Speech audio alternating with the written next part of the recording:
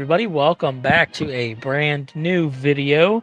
And again, just like the last one, this is actually a remake because I've made this video before, but the quality was not up to par.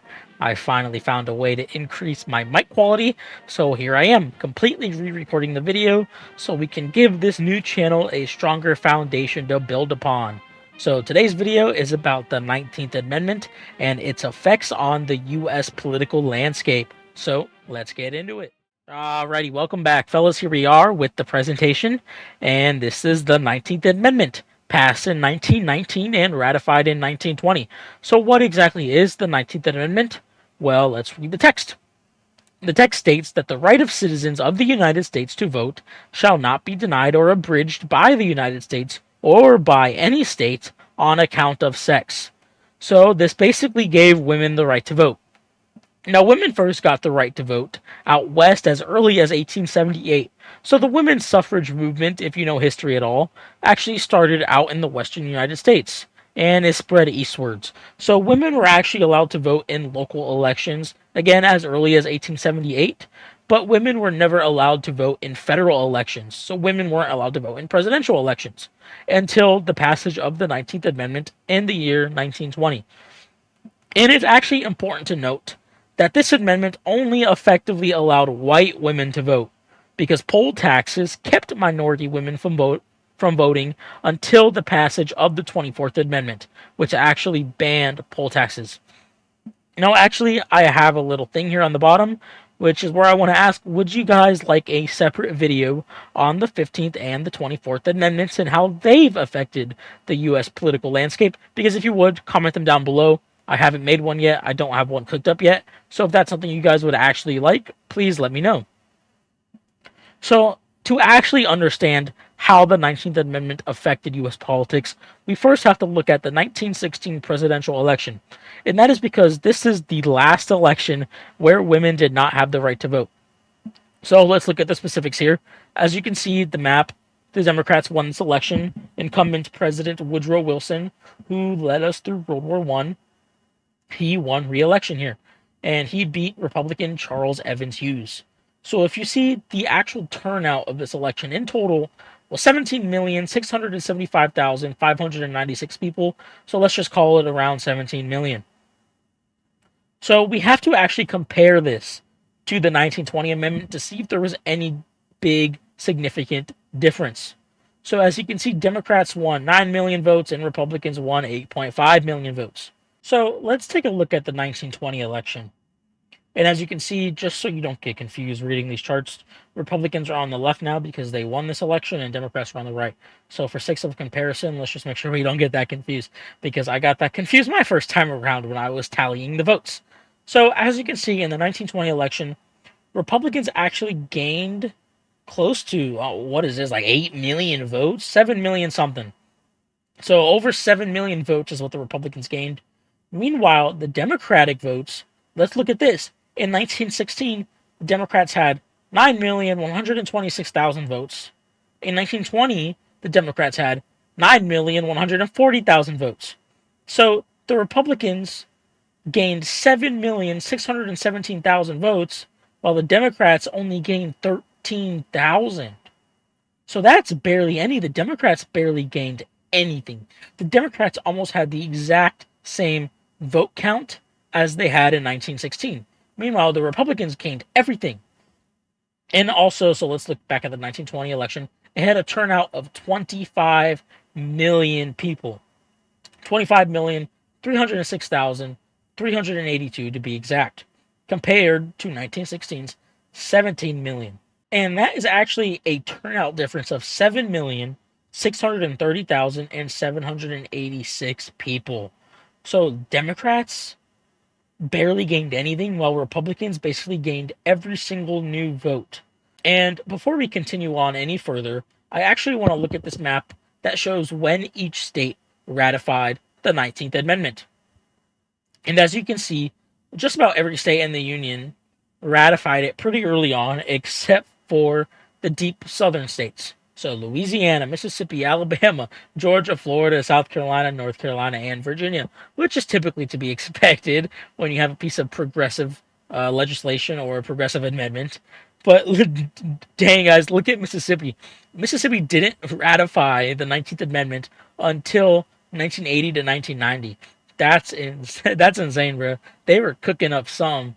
And at that point, it's basically just a symbolic gesture, so to speak, because once enough states ratify that amendment, it becomes law to every state.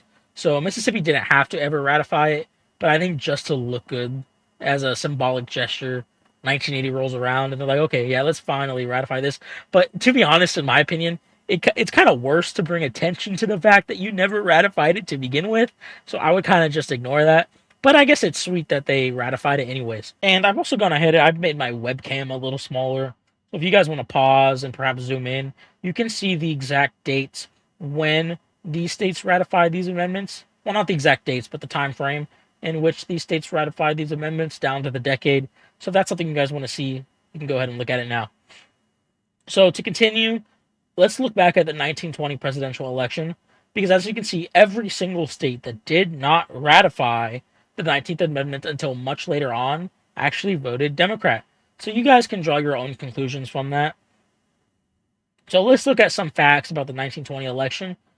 So 36% of eligible women voted compared with 68% of men. So obviously women turned out at a much lower rate than men, but as you're going to see, it's not like that anymore.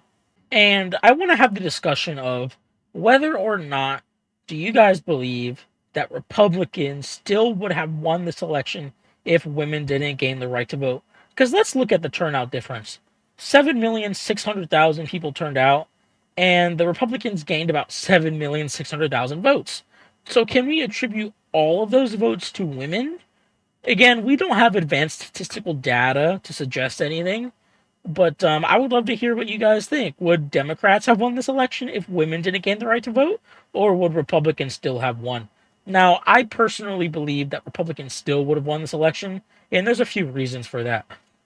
The biggest one is that the country was economically in a recession, and if you know anything about the U.S. political landscape, it's that voters are largely reactionary. So if a Democrat is in power and the economy does poorly, people are going to vote Republican in the next presidential election, and vice versa. So yes, people are reactionary, and people had also grown tired of Woodrow Wilson's foreign policies and his failures, especially with the League of Nations and everything post World War One.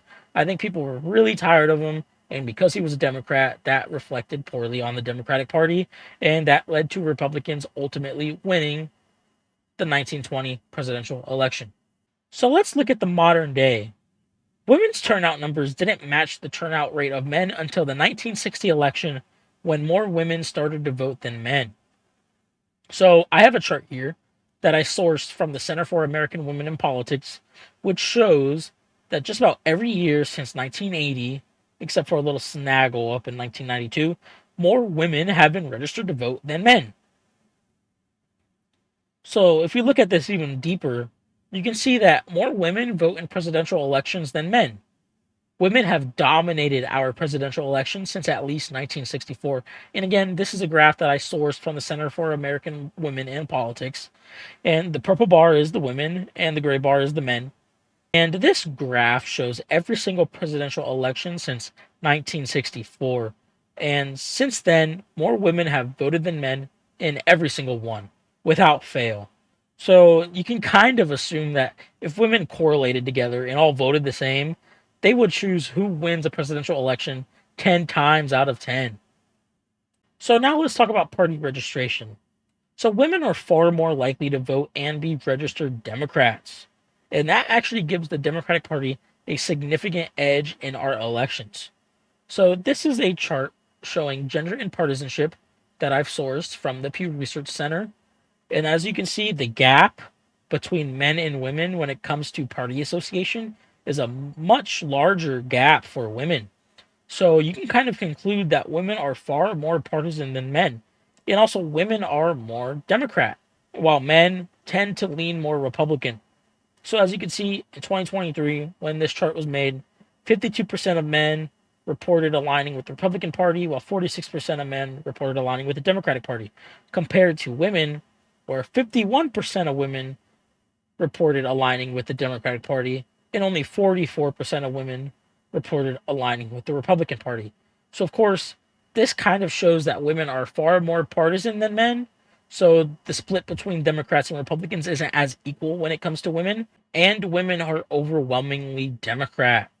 So, knowing this, let's look at the 2020 election by gender. We've already established that women are overwhelmingly Democrat and men are overwhelmingly Republican. And considering more women than men vote, it's not surprising that Republicans struggle to win the popular vote. And I actually believe that the last time that a Republican presidential nominee has won the popular vote was back in 2004 when George Bush beat John Kerry in the presidential election. So that's the last time a Republican has actually won the popular vote. And of course, women are more partisan than men. So let's discuss why I conclude that. So if you look at the chart, if only men voted, Biden wins 212 electoral votes and Trump wins 326. Now, that's not really what I would call a landslide. It's a significant difference, but it's not a landslide. But the story changes if you look at the map of what would happen if only women voted. As you can see, Biden would win 462 electoral votes and Trump would win 76. That's a landslide. And that essentially shows that women aren't really split down the middle when it comes to Republican or Democrat affiliation. Women are far more partisan in favor of the Democratic Party, while men are slightly more equal, even though men favor the Republican Party. So, yes, women are far more partisan than men. So, what are my final thoughts? Well, women dominate our elections, and women vote Democrat at higher rates than men vote Republican, which severely limits the Republican Party's ability to win elections. If only women vote, Democrats will always win in a landslide 10 times out of 10. And let's talk about this. I want to hear your guys' thoughts on the 19th Amendment. Of course, I'm not. I mean, if you don't support the 19th Amendment, put your thoughts down below. I want to read what you have to say. I obviously do. I do think that it's very important in terms of civil liberties and civil rights. I believe in the U.S. Constitution. I believe that people have certain inalienable rights. But I want to hear what you guys think the implications of this data are. And, maybe more people should be aware of the power that women have in our national elections. And also, again, I'm going to ask again, would you guys like a separate video on the 15th or the 24th Amendments and how they affected our politics? Again, if that's something you guys would like, please comment that down below. So thank you guys for watching that video. And like I've said previously, I'm a brand new channel. I'm just trying to grow and survive. So if you guys could please drop a like and subscribe. Anything goes a long way right now. I'm brand new. If you guys could even comment, that would help me greatly. I'm open to ideas and suggestions. But, like I've said, my goal is to build a group of like-minded individuals who want to learn these topics, who want to discuss these topics. So if you guys could assist me in creating that, I'd greatly appreciate it, and have a great day.